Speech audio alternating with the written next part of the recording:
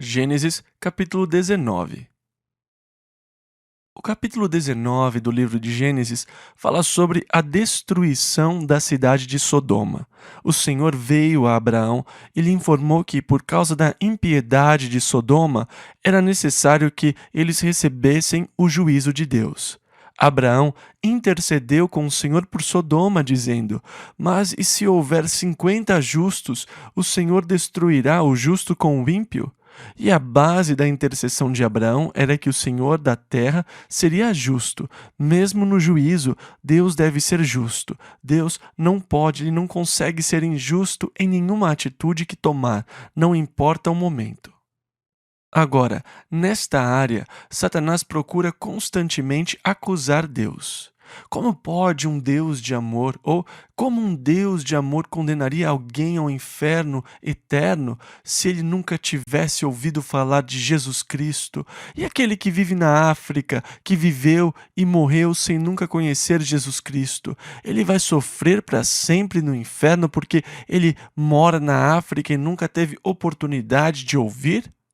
É interessante que a Bíblia não nos dá a resposta direta, mas ela nos dá uma resposta indireta, que Deus é completamente justo.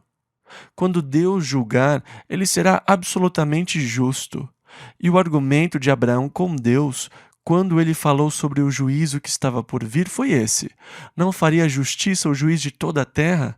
Abraão viu que seria injusto se Deus julgasse o justo com o ímpio.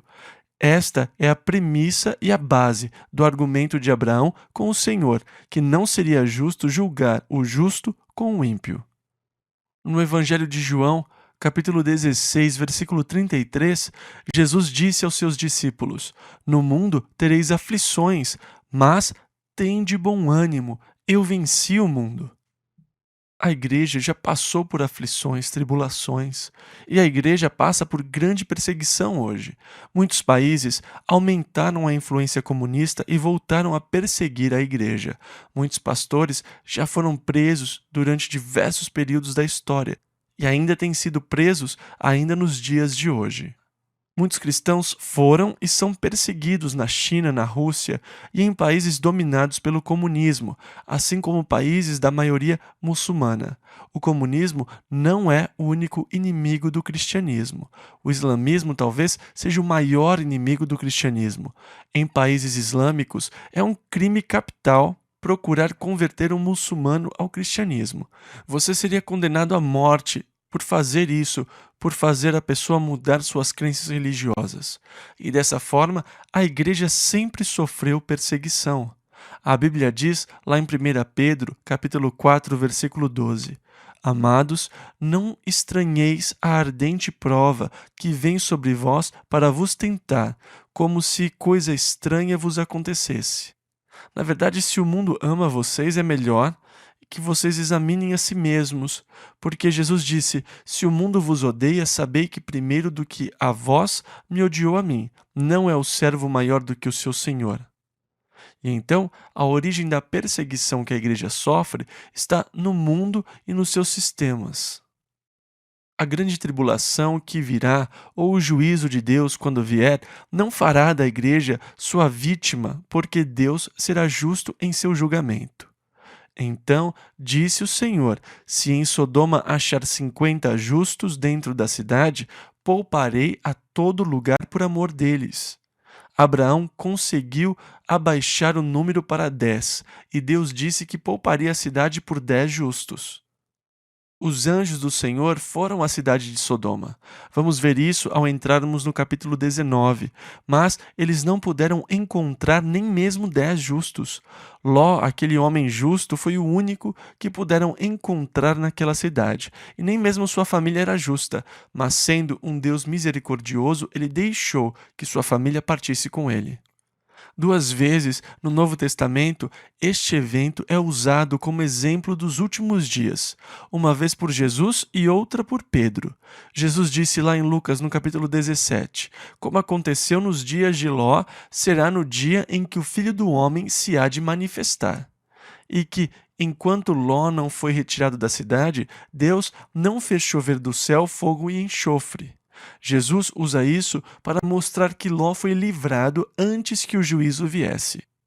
Pedro também destaca o livramento de Ló, mostrando que sabe o Senhor livrar da tentação os piedosos e reservar os injustos para o dia do juízo. Isto está escrito em 2 Pedro 2:9. Deus livrou o justo Ló, que estava enfadado da vida dissoluta dos homens abomináveis ao seu redor. Então, usando o mesmo argumento de Abraão, não faria justiça o juiz de toda a terra? Seria justo se Deus derramasse a sua grande ira e juízo sobre a igreja, juntamente com o mundo incrédulo? Não. E assim como Deus livrou Jó, Deus vai livrar a sua igreja antes daquele período de juízo, quando a ira de Deus virá sobre a terra. É uma questão de princípio de Deus no julgamento. E então, aqui no capítulo 19, versículo 1. E vieram os dois anjos a Sodoma à tarde, e estava Ló assentado à porta de Sodoma.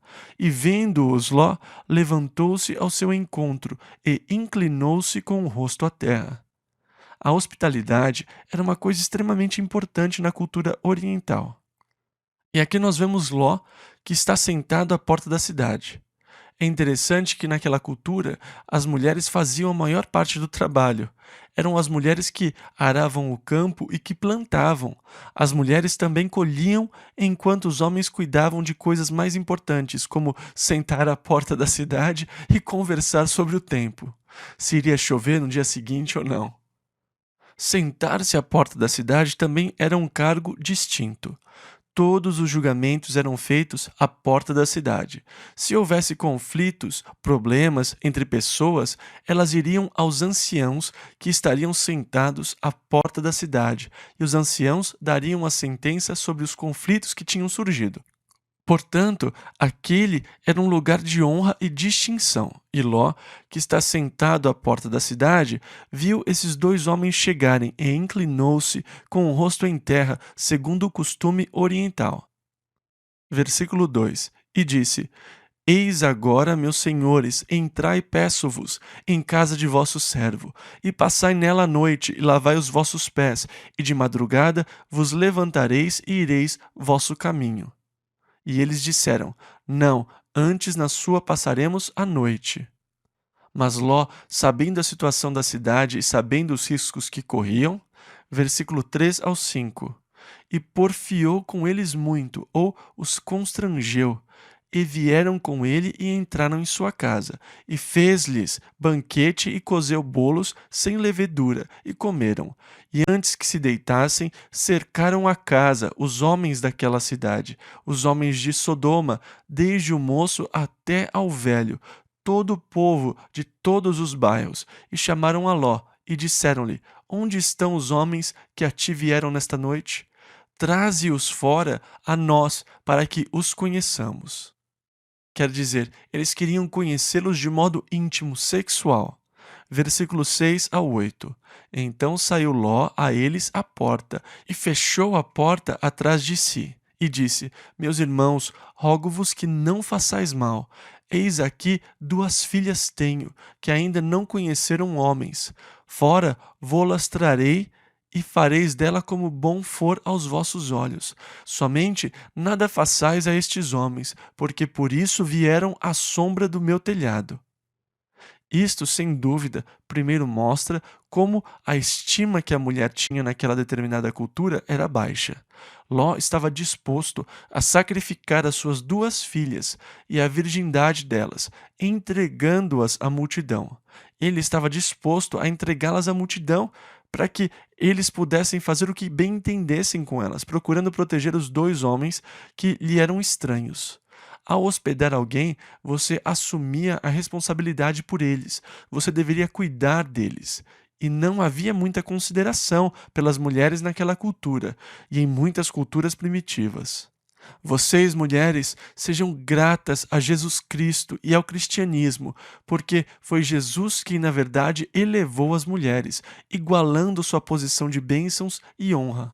Foi por meio do cristianismo que as mulheres têm sido capazes de se elevar e de assumir seu lugar justo, não como servas e de maneira nenhuma subserviente aos homens, mas em igualdade com os homens.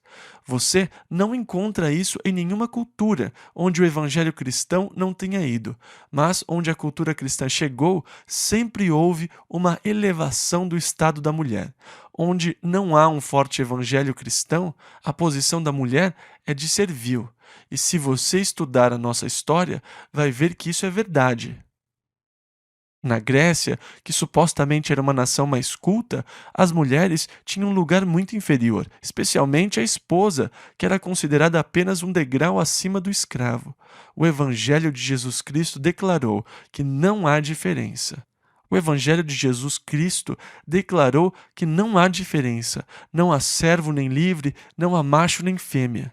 Ele nos deu uma posição de igualdade em Cristo, pois Cristo é tudo e em todos. Nele e por ele a igualdade foi estabelecida. E eu creio que isso também mostra que a moral e os valores do próprio Ló tinham se corrompido por morar em Sodoma. Eu não vejo como você pode viver no meio de tal depravação e não ser influenciado. Vivendo nos dias de hoje, nós estamos sob constante bombardeio e constante pressão para aceitar o mal, para tolerar o mal, para aceitar a depravação como algo natural. Se você ousar dizer alguma coisa contra os homossexuais, eles fazem uma passeata na frente da sua casa. Eles vão processá-lo e tudo mais. Chegamos a um ponto onde as pessoas se acovardaram e não declaram mais as suas opiniões. Se você ousar dizer numa sala de aula, na universidade, que Jesus é o único caminho para a salvação, eles vão rir de você. Eles vão desprezá-lo, vão chamá-lo de bitolado, fanático. Se você fizer qualquer declaração de fé e se disser que crê numa vida de moral pura, justa, você é acusado de viver no século XIX, de viver no passado, por causa das enormes pressões.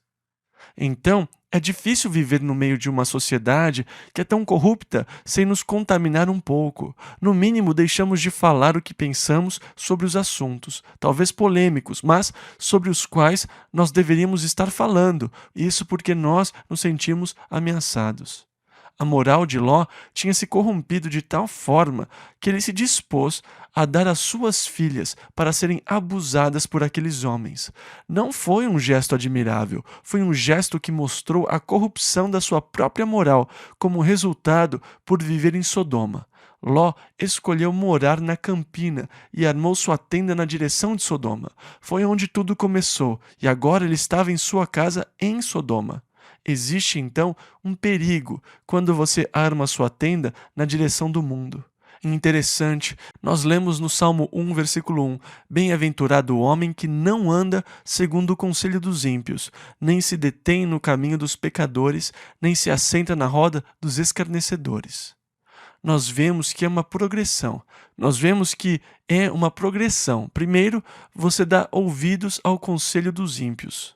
Segundo, você os tem por companhia e depois você se senta com eles. Ló se mudou na direção de Sodoma. Depois ele foi morar em Sodoma. E isso teve efeito sobre a sua vida, sobre os seus valores e a sua moral. Ele acabou por oferecer as suas filhas à multidão. Mas eles não estavam interessados nas filhas. Eles desejavam os homens que tinham ido à casa de Ló. E então Ló disse: Não façam mal a esses homens. Eles vieram à sombra do meu telhado. Eles estão sob a minha proteção. Versículo 9 ao 14. Eles, porém, disseram: Sai daí. Disseram mais: Como estrangeiro, este indivíduo veio aqui habitar e quereria ser juiz em tudo? Agora te faremos mais mal a ti do que a eles. E arremessaram-se sobre o homem, sobre Ló, e aproximaram-se para arrombar a porta. Aqueles homens, porém, isto é, os anjos, estenderam as suas mãos e fizeram entrar a Ló consigo na casa e fecharam a porta. E feriram de cegueira os homens que estavam à porta da casa, desde o menor até ao maior, de maneira que se cansaram para achar a porta. Então disseram aqueles homens, os anjos, a Ló: tens alguém mais aqui? Teu genro e teus filhos e tuas filhas e todos quantos tens nessa cidade, tira-os fora deste lugar, porque nós vamos destruir este lugar, porque o seu clamor tem aumentado diante da face do Senhor, e o Senhor nos enviou a destruí-lo. E então saiu Ló e falou a seus genros, aos que haviam de tomar as suas filhas, e disse: Levantai-vos, saí deste lugar, porque o Senhor há de destruir a cidade. Foi tido, porém, por zombador aos olhos de seus genros. Agora, embora Ló não tenha escapado completamente da contaminação de Sodoma, e a Bíblia testifica sobre ele em Pedro como o justo Ló, e fala como ele estava enfadado por causa da vida dissoluta dos homens abomináveis que viviam ao seu redor, embora ele tenha sido forte devido ao seu passado e às suas antigas experiências com seu tio Abraão, e tenha conseguido sobreviver nessa sociedade corrompida, isso lhe custou a sua família e a moral dos seus filhos. Às vezes, eu escuto as pessoas dizerem: Bom, eu tenho a minha própria filosofia pela qual eu vivo, eu não preciso do cristianismo. Ele é apenas uma muleta. Eu lembro de me sentar uma noite com um homem e ele era um daqueles caras durões, brutos, valentes, na verdade. Ele disse: Eu não preciso de nenhuma igreja, o cristianismo é só uma muleta e eu não preciso dele. E ele falava e falava, ele venceu na vida sozinho, ele tinha sua própria filosofia e vivia por ela. Ele bebeu muito durante a nossa conversa, mas eu vi os seus 3 filhos entrarem nas drogas. Eu vi os seus filhos serem totalmente destruídos pelas drogas. Então, ele pode ter conseguido se manter, preservar na sociedade com a sua bebida, mas os seus filhos não conseguiram. Todos eles foram destruídos pelas drogas. Muitas vezes as pessoas vão dizer: Eu consigo fazer isso, eu consigo ficar firme, eu sou forte, essas coisas. Mas, na verdade, se você não for um forte exemplo, um exemplo espiritual em sua casa, os seus filhos não conseguirão resistir às pressões da sociedade em que vivemos. E você estará sacrificando os seus filhos, entregando-os a este mundo corrompido. Você pode ter força para resistir, mas os seus filhos enfrentam muitas pressões e precisam mais do que apenas uma filosofia. Eles precisam do poder do Espírito Santo nas suas vidas. Portanto, por amor a eles, você precisa se acertar com Deus e ser um forte exemplo espiritual, porque senão eles não vão sobreviver. Ló conseguiu, mas os seus filhos não. Quando ele disse aos seus filhos: Vamos sair daqui porque esse lugar vai ser destruído, Deus vai destruir essa cidade. Eles riram dele, e ele foi tido como quem zombava deles, e dessa forma ele perdeu a sua família para a corrompida moral de Sodoma. Versículo 15: E ao amanhecer, os anjos apertaram com Ló, dizendo: Levanta-te, toma tua mulher e tuas 2 filhas, que aqui estão, para que não pereças na injustiça desta cidade. Os anjos os estavam apressando. Disseram: Saiam daqui agora. Versículo 16: Ele, porém, demorava-se. Houve relutância para deixar o lugar. Até mesmo Ló estava relutante em partir. Ele estava se demorando ali. Versículos 16 e 17. E aqueles homens, os anjos, lhe pegaram pela mão e pela mão de sua mulher e de suas 2 filhas, sendo-lhe o Senhor misericordioso, e tiraram-no e puseram-no fora da cidade.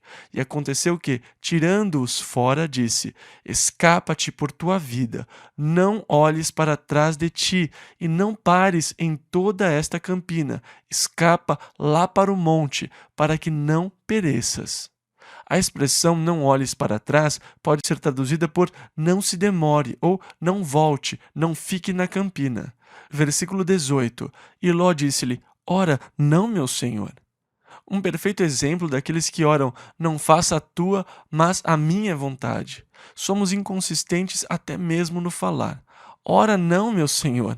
Espere um pouco, Senhor é um título. Ele mesmo diz: vosso servo. Ele se domina um servo, mas discute com o mestre.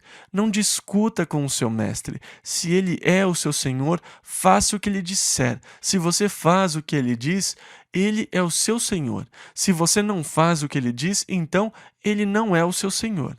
E eu não quero saber Por mais que você diga, Senhor, Senhor, meu Senhor, se você não fizer o que ele disse para fazer, ele não é o seu Senhor. Jesus disse lá em Lucas 6, versículo 46: Por que me chamais Senhor, Senhor, e não fazeis o que eu digo? E então aqui está Ló, numa perfeita inconsistência. Quando eles dizem, fuja para o monte, não fique na campina, ele diz, ora, não, meu Senhor. Versículo 19. Eis que agora o teu servo tem achado graça aos teus olhos, e engrandeceste a tua misericórdia, que a mim me fizeste, para guardar a minha alma em vida. Mas eu não posso escapar no monte, para que porventura não me apanhe este mal e eu morra. Ele entendeu que o Senhor o livrou da cidade antes que ela fosse destruída, mas ele não consegue confiar que o Senhor irá preservá-lo nas montanhas. E então, versículo 20: Eis que agora aquela cidade está perto para fugir para lá, e é pequena. Ora, deixe-me escapar para lá. Não é pequena? Para que minha alma viva. Zoar é a menor das 5 cidades da Campina. É um vilarejo. Na verdade, a palavra Zoar quer dizer pequeno. Deixe-me ficar em Zoar. E os anjos deixaram que ele fugisse para aquela pequena cidade, Zoar. Versículos 21 e 22. E disse-lhe: Eis aqui tenho-te aceitado também neste negócio, para não destruir aquela cidade de que falaste. Apressa-te, escapa-te para ali, porque nada poderei fazer enquanto não tiveres ali chegado. Havia um juízo iminente, mas ele estava sendo retido enquanto Ló não estivesse seguro, fora de perigo. E da mesma forma, hoje, há um iminente juízo de Deus sobre a terra, mas ele não pode vir enquanto a igreja não estiver seguramente colocada fora de perigo. Então corra. Versículo 22. Por isso se chamou o nome da cidade Zoar, que quer dizer pequeno. Versículo 23 ao 25. Saiu o sol sobre a terra, quando Ló entrou em Zoar. Então o Senhor fez chover enxofre e fogo do Senhor desde os céus, sobre Sodoma e Gomorra, e destruiu aquelas cidades e toda aquela campina, e todos os moradores daquelas cidades, e o que nascia da terra. Agora, esta destruição poderia ter sido uma atividade vulcânica. Isso é possível porque há muitas evidências de erupções vulcânicas naquela área. Há muitos depósitos de sal naquele lugar. Eu mencionei esta manhã que na extremidade sudoeste do Mar Morto, no lado ocidental, há uma montanha de sal de 200 metros de altura e de 8 quilômetros de extensão. É uma montanha de sal. Não é cloreto de sódio, o nosso sal de cozinha. É composta de nitrato de potássio, nitrato de sódio, grandes depósitos de sal. E há montanhas de sal naquela região que não podem ser explicadas pela lenta sedimentação, mas são explicadas por depósitos feitos por algum tipo de erupção, talvez de grandes emissões de sal. Agora, o nitrato de potássio é um tipo de sal se for misturado com permanganato de potássio. Tudo que você precisa é derramar um pouco de glicerina sobre eles e você tem fogo e enxofre. Se você tem uma exibição de fogos no 4 de julho, você tem todo o material explosivo pronto. Tudo o que precisa é de um pouco de glicerina para dar início. A glicerina reage com o permanganato de potássio e com o nitrato de potássio, e é o que causa as faíscas e as fagulhas. E havia muito nitrato de potássio e permanganato de potássio no lugar, e além disso, o lugar tinha grandes depósitos de asfalto. Joséfo chama aquela região de mar de asfalto, em vez de mar morto, por causa dos inúmeros depósitos de asfalto. Tudo o que era preciso era uma faísca dos céus para dar início. O vale se tornou uma fornalha, um caldeirão, e o juízo de Deus veio sobre as cidades, e elas foram destruídas. Versículo 26. E a mulher de Ló olhou para trás. A versão da Bíblia em inglês, King James, diz que ela estava atrás de Ló. Ela ainda estava se demorando. A expressão olhar para trás pode ser traduzida por demorar-se ou virar para trás. A mulher de Ló, na verdade, começou a virar na direção de Sodoma, e ao voltar, ela foi pega naquele grande incêndio, e a ebulição e a emissão de sal a cobriu. Versículo 26, e ficou convertida numa estátua de sal.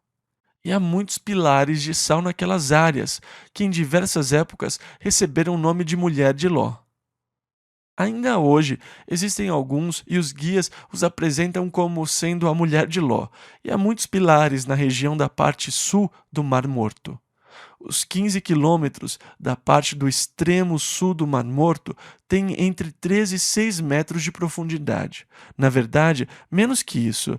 Ele é extremamente raso naquela parte, e muitos estudiosos da Bíblia acreditam que a cidade de Sodoma esteja sob a parte sul do Mar Morto. A extremidade norte tem 50 quilômetros de comprimento por 15 quilômetros de largura, com uma profundidade de até 430 metros. Como resultado do assoreamento que ocorreu por todo o Jordão, descendo até o Mar Morto por tantos anos, a sedimentação elevou o solo e, consequentemente, o nível do mar na extremidade sul sobre esta área na campina de 25 quilômetros quadrados, cobrindo-a. E isso aconteceu em tempos recentes. Por isso, acreditam que as cidades de Sodoma e Gomorra estejam provavelmente sob a extremidade sul do Mar Morto. Sabemos sobre o processo de sedimentação que está ocorrendo onde o rio Colorado entra na região do Lago Mead. Na verdade, essa sedimentação no Lago Mead nos preocupa um pouco, porque o volume de água que ele contém é menor por causa de toda a sedimentação que está ocorrendo. E a sedimentação está, na verdade, formando uma barragem na extremidade superior do Lago Mead. E esse processo de sedimentação já está causando problema lá para a represa Oswan, que é relativamente nova. O Rio Jordão é um rio lamacento e o processo de assoreamento do Jordão enche o Mar Morto, cobrindo as campinas, e assim talvez ele tenha mesmo coberto as cidades de Sodoma e Gomorra. Entretanto, nos últimos anos, 5 cidades foram descobertas no lado leste do sul do Mar Morto. Eles acreditam que talvez essas tenham sido as cidades de Sodoma e Gomorra e Zoar, no lado leste. Mas nós, é claro, não temos certeza disso. Na verdade, não faz muita diferença mesmo no registro bíblico, exceto que há evidência de atividade vulcânica. Há evidências de grande destruição de Deus, quando ele fez chover fogo e enxofre e sal sobre essa área. Versículos 27 e 28. E Abraão levantou-se aquela mesma manhã de madrugada e foi para aquele lugar onde estivera diante da face do Senhor, e olhou para Sodoma e Gomorra e para toda a terra da campina, e viu que a fumaça da terra subia como a de uma fornalha.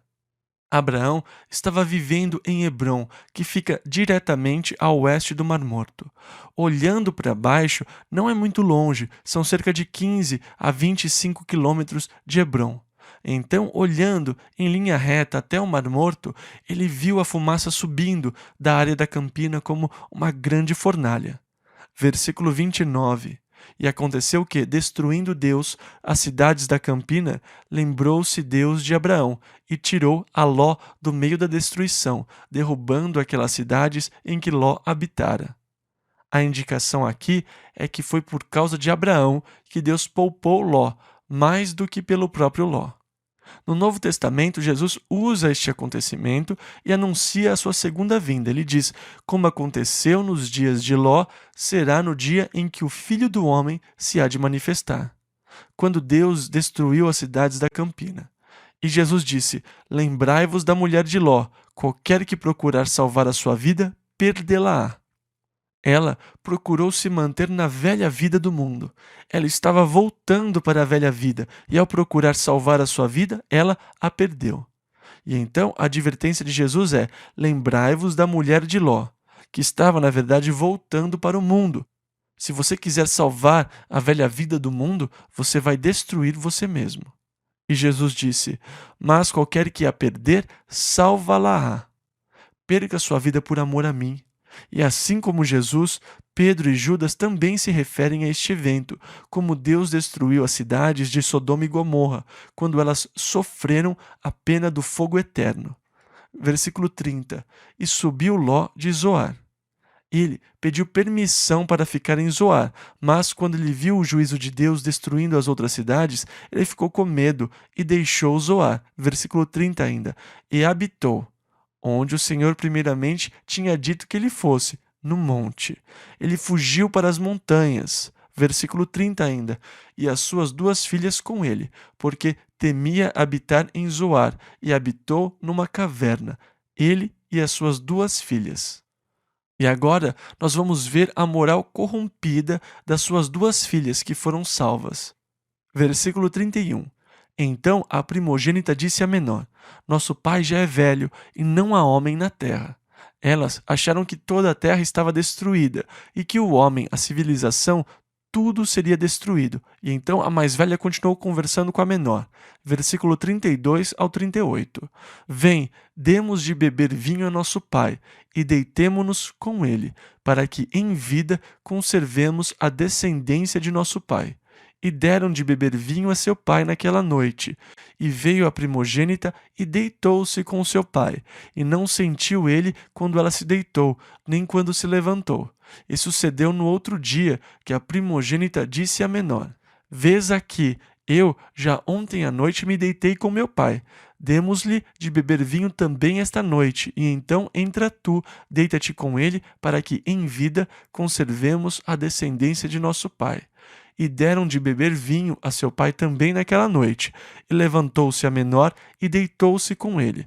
E não sentiu ele quando ela se deitou, nem quando se levantou. E conceberam as 2 filhas de Ló, de seu pai. E a primogênita deu à luz um filho, e chamou-lhe Moabe. Este é o pai dos Moabitas, até o dia de hoje. E a menor também deu à luz um filho, e chamou-lhe Ben-Ami. Este é o pai dos filhos de Amon, até o dia de hoje. E então os amonitas e os moabitas vieram do relacionamento de Ló com as suas 2 filhas, um relacionamento que ele não teve conhecimento. Mas, novamente, isso mostra a moral corrompida que teve efeito sobre a família de Ló.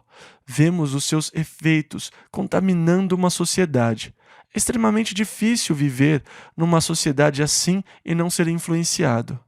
Agora deixamos Ló, não ouviremos mais sobre ele. Vimos que ele é o pai de 2 nações, Moabe e Amon.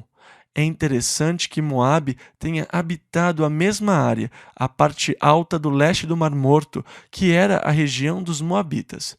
Os Amonitas se mudaram em direção ao norte e ficaram na mesma cadeia de montanhas, só que ao norte dos Moabitas. Eles se tornaram importantes nações e Ruth era moabita, ou foi a moça de Moabe que mais tarde entra para a linhagem de Jesus Cristo.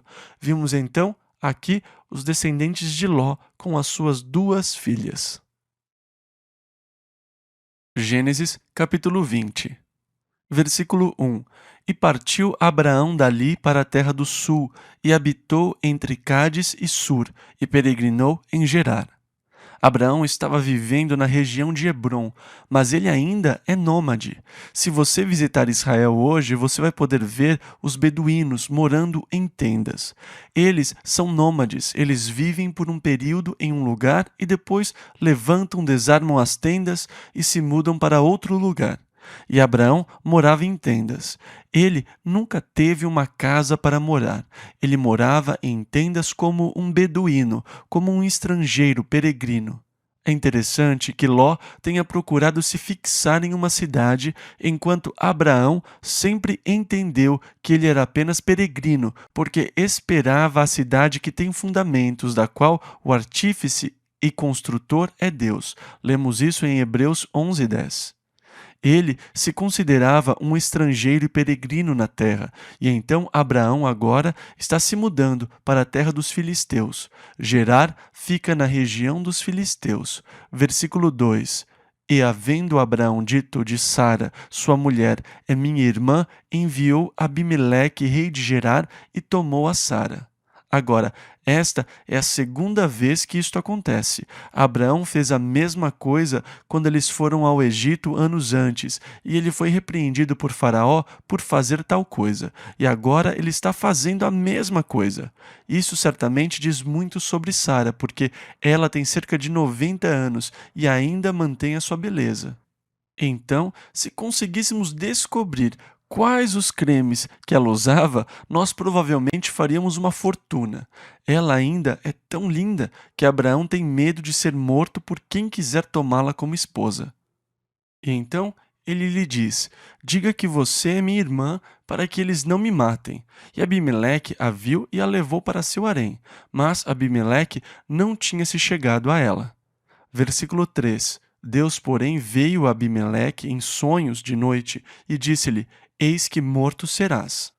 Ou você está morto. Repare bem no que Deus disse. Algumas versões trazem o verbo em itálico, o que significa que foi inserido pelos autores. E Deus disse: Você está morto, Abimeleque. Versículo 3 ao 5. Por causa da mulher que tomaste, porque ela tem marido.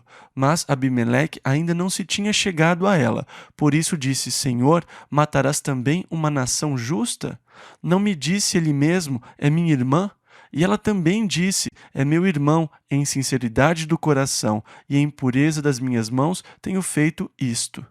Evidentemente, Deus o afligiu com alguma praga mortal e disse: Você está morto, Abimeleque, porque você tomou uma mulher casada. E então ele disse: Senhor, eu sou inocente, eu não sabia. Ela disse que ela era irmã dele, e ele também falou a mesma coisa: Eu sou inocente, Senhor. Eu fui sincero. E Deus disse: Sim, eu sei que você fez isso na sinceridade do seu coração. Por isso eu impedi que você pecasse contra mim. Por isso não permiti que você a tocasse. E então vemos que a mão de Deus estava operando. Deus não permitiu que ele tocasse Sara.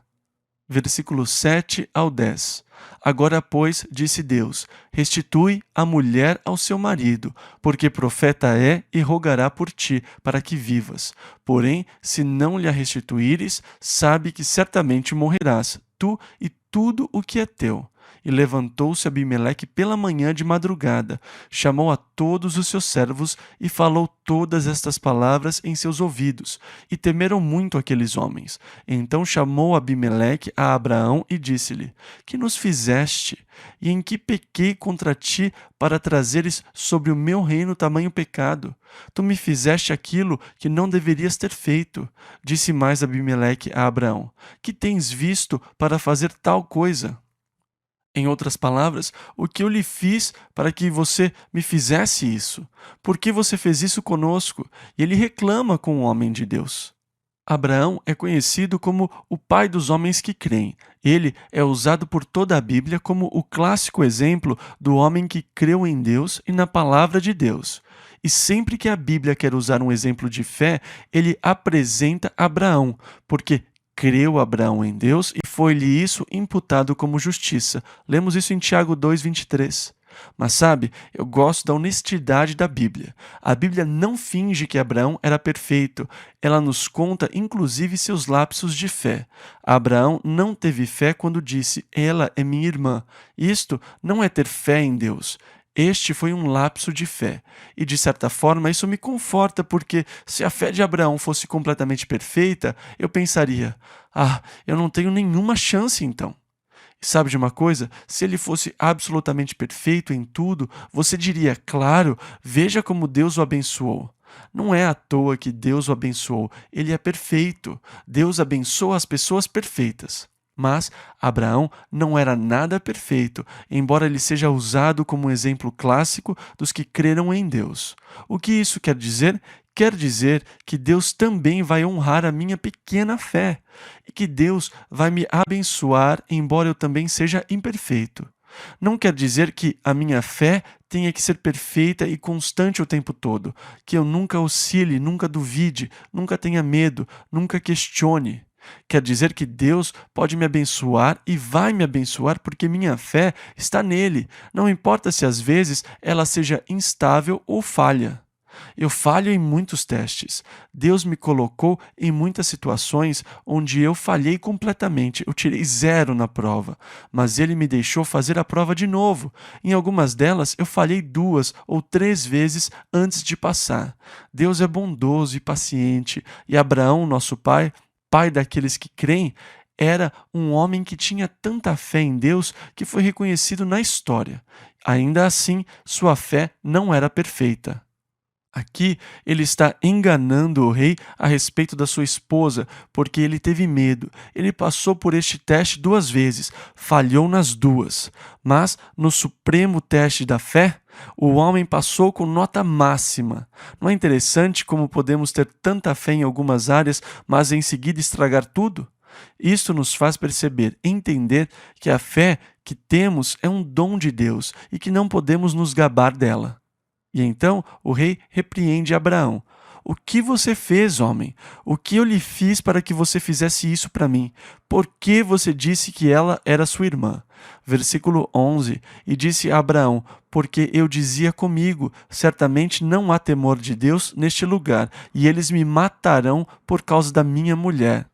Ele olhou ao seu redor e pensou: esses homens não temem a Deus e vão me matar por causa da minha esposa. Versículo 12. E na verdade, é ela também minha irmã, filha de meu pai, mas não filha da minha mãe. E então, ela era meia-irmã de Abraão. Versículo 12 ao 18. E veio a ser minha mulher.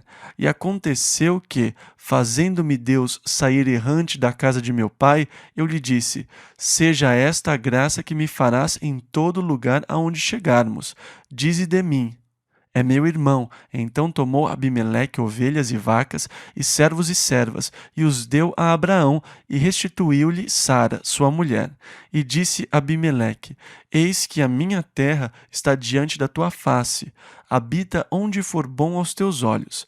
E a Sara disse: vês que tenho dado ao teu irmão 1000 moedas de prata, eis que ele te seja por véu dos olhos, para com todos os que contigo estão, e até para com todos os outros, e estás advertida. E orou Abraão a Deus, e sarou Deus a Abimeleque, e a sua mulher, e as suas servas, de maneira que tiveram filhos. Porque o Senhor havia fechado totalmente todas as madres da casa de Abimeleque, por causa de Sara, mulher de Abraão. Sara parece ter ficado com ele, com Abimeleque, por um tempo, antes que tudo isso acontecesse. Mesmo assim, ele nunca chegou a ter intimidade com ela, embora ela tenha feito parte, sim, do seu harém.